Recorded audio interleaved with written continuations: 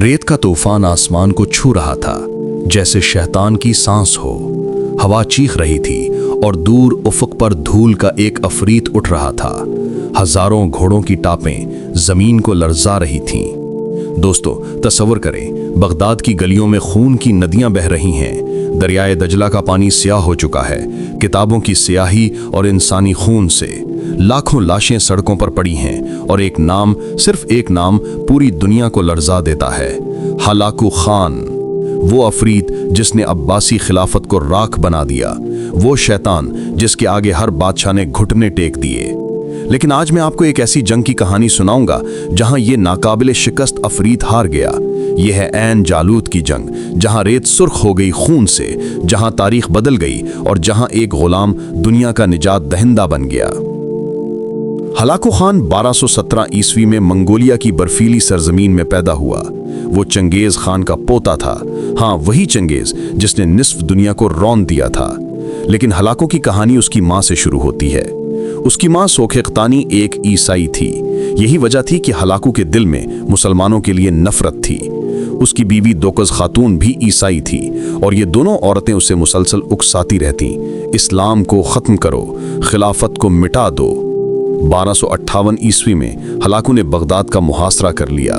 खलीफा अल-मुस्तासम बिल्ला एक कमज़ोर और ऐश परस्त हुक्मरान था। वो ये समझता था कि शहर की दीवारें और उसका मुकाम उसे बचा लेंगी। हलाकू ने पैगाम भेजा, सर झुका दो या मौत कबूल करो। खलीफा ने कमजोरी दिखाते हुए मुज़ाकरात की राह अपनाई। बहुत बड़ी गलती। हलाकू ने सुलह का वादा किया मगर धोखा दिया। मुज़ाकरात के बहाने उसने बगदाद की कमजोरियों का अंदाज़ा लगाया और फिर अचानक अपनी फौज को हुक्म दिया, हमला करो। मंगोल फौज शहर में दाखिल हुई और अगले 40 दिन तक जो हुआ वो इंसानी तारीख का बदतरीन कत्लेआम था। 8 लाख से 20 लाख लोग मारे गए। दरियाए दजला का पानी स्याह हो गया। क्यों? क्योंकि बैतुल हिकमा की लाखों किताबें इसमें फेंक दी गईं। इल्म का खजाना हमेशा के लिए खत्म हो गया। और खलीफा हलाकू ने उसे कालीन में लपेटकर घोड़ों से रंधवाया। 500 साल पुरानी खिलाफत अब्बासिया का खात्मा हो गया। बगदाद की तबाही के बाद हलाकू खुद अपने लश्कर के साथ शाम की तरफ बढ़ा। हलब फतह हुआ, फिर हिमा, फिर दमिश्क। एक एक करके शहर उसके कदमों में गिरते गए। अब उसकी नज़र मिस्र पर थी। वो खुद अपनी पूरी फौज लेकर मिस्र को फतह करने के लिए आगे बढ़ रहा था। लेकिन दोस्तों, 1259 ईस्वी में रास्ते में एक खबर आई जिसने सब कुछ बदल दिया। हलाकू का भाई मूंग के खान, जो अजीम खान था, चीन में जंग लड़ते हुए मर गया। ये खबर हलाकू के लिए बहुत बड़ा धचका थी। मूंग के उसका भाई था, उसका सरप्रस्त था, उसकी ताकत का सहारा था।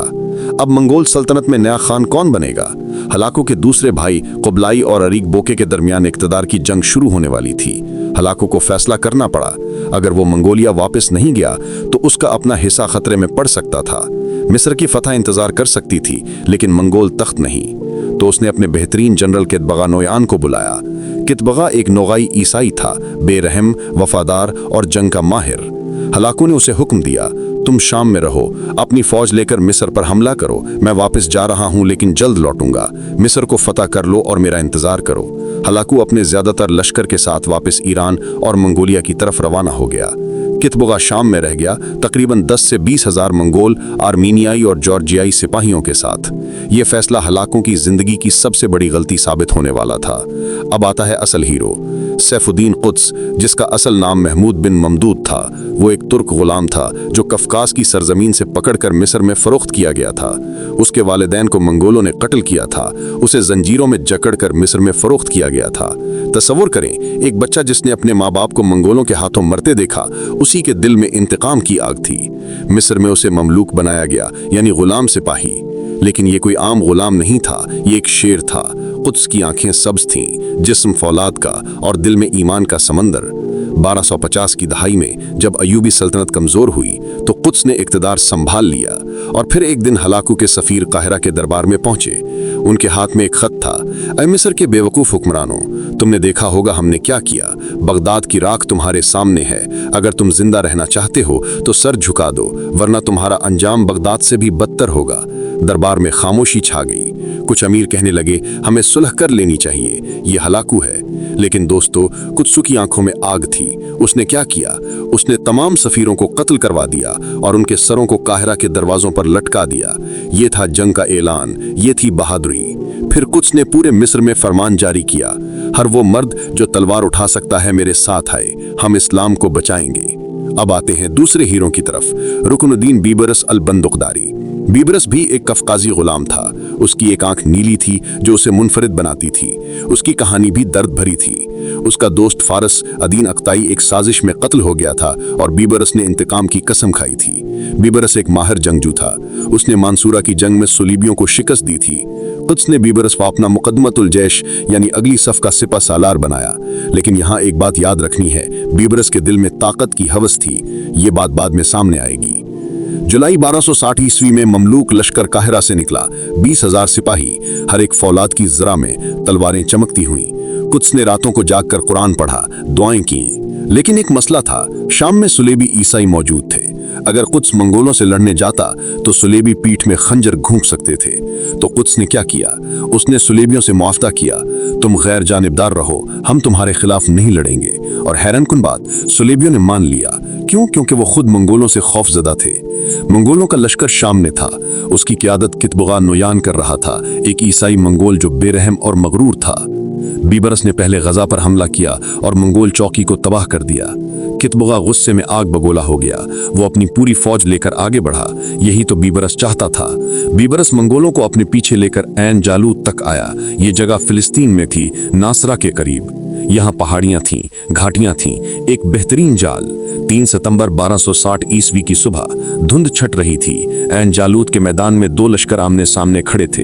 एक तरफ मंगोल जिन्होंने निस्फ दुनिया को रौंद डाला था, उनकी कमानें, उनके घोड़े, उनकी बेरहमी।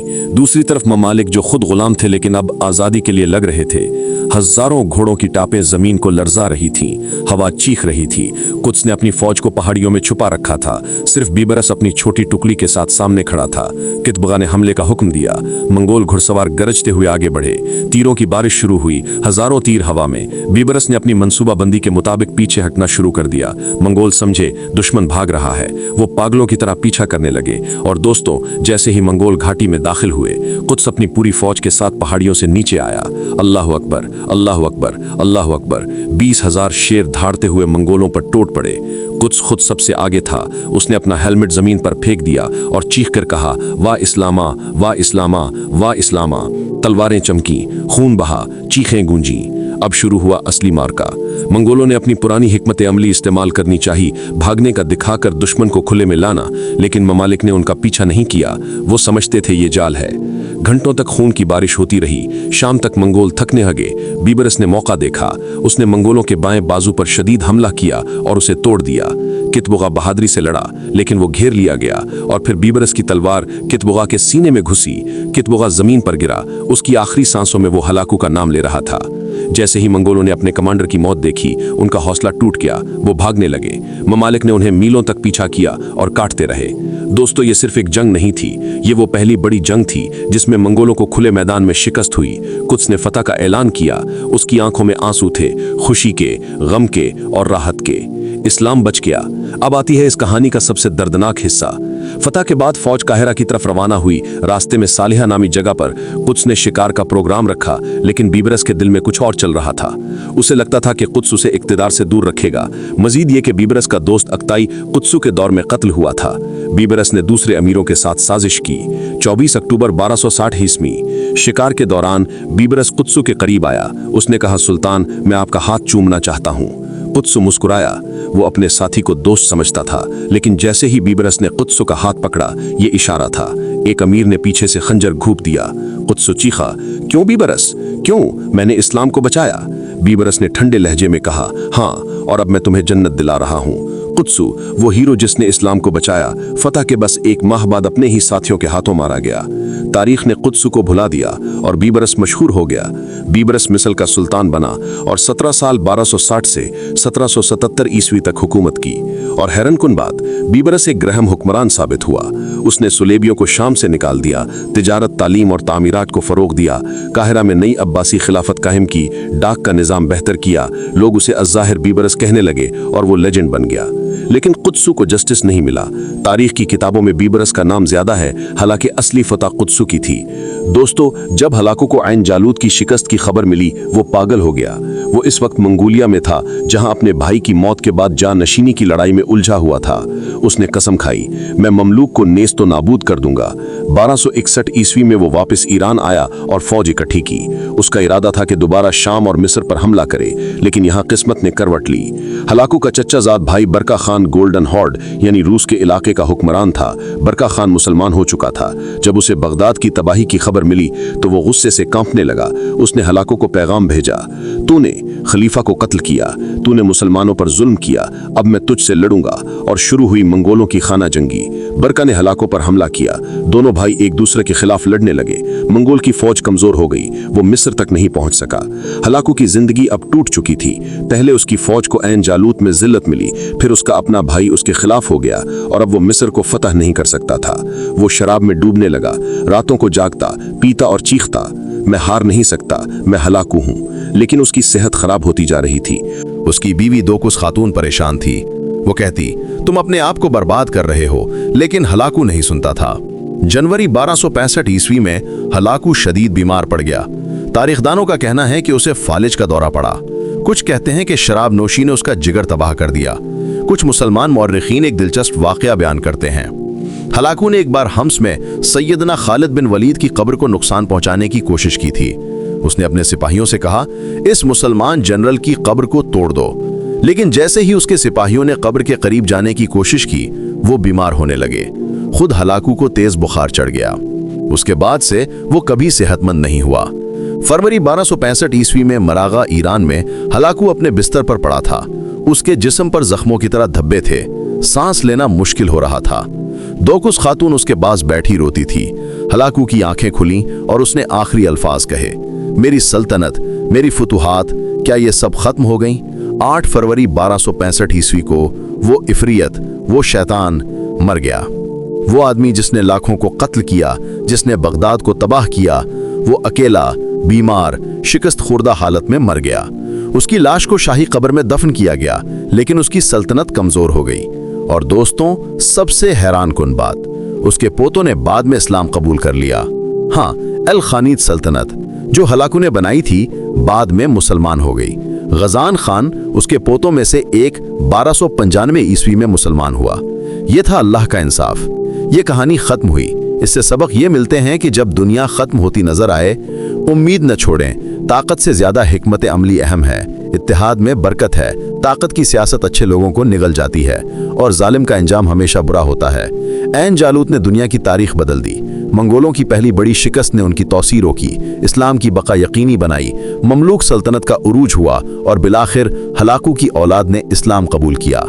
ये नाम कभी मत भूलना, सैफुद्दीन क़तज़, गुलाम से सुल्तान और इस्लाम का निजात दहिंदा, रुकनुद्दीन बेबरस, हिकमत अमली का माहिर और अजीम हुक्मरान, हलाकू खान, जालिम जिसका इंजाम शिकस्त और मौत, कतबगा नोयान, मगरूर जनरल जो मैदान में मारा गया, ऐन जालूत, वो मैदान जहां तारीख बदली। ये थी ऐन जालूत की खून आलूद दास्तान। रेत में खून बहा, लेकिन इस्लाम बच गया। एक गुलाम ने दुनिया बचाई, लेकिन उसे इंसाफ नहीं मिला। एक इफरियत मरा और उसकी औलाद ने वो मजहब कबूल किया जिसे वो मिटाना चाहता था। तारीख अजीब है। जो आज फातेह है, कल शिकस्त खोरदा हो सकता है। जो आज मजलूम है, कल फातेह बन सकता है। लेकिन एक चीज हमेशा रहती है, हक की जीत। अगर आपको ये खून आलूद दास्तान पसंद आई तो लाइक करें। अगर आपको क़तज़ की बहादुरी पसंद आई, शेयर करें ताकि लोग तारीख सीखें। सब्सक्राइब करें मजीद तारीखी कहानियों के लिए और कमेंट में ज़रूर बताएं, क्या क़तज़ के साथ इंसाफ हुआ? बेबरस ने सही किया या गलत? हलाकू का इंजाम कैसा रहा?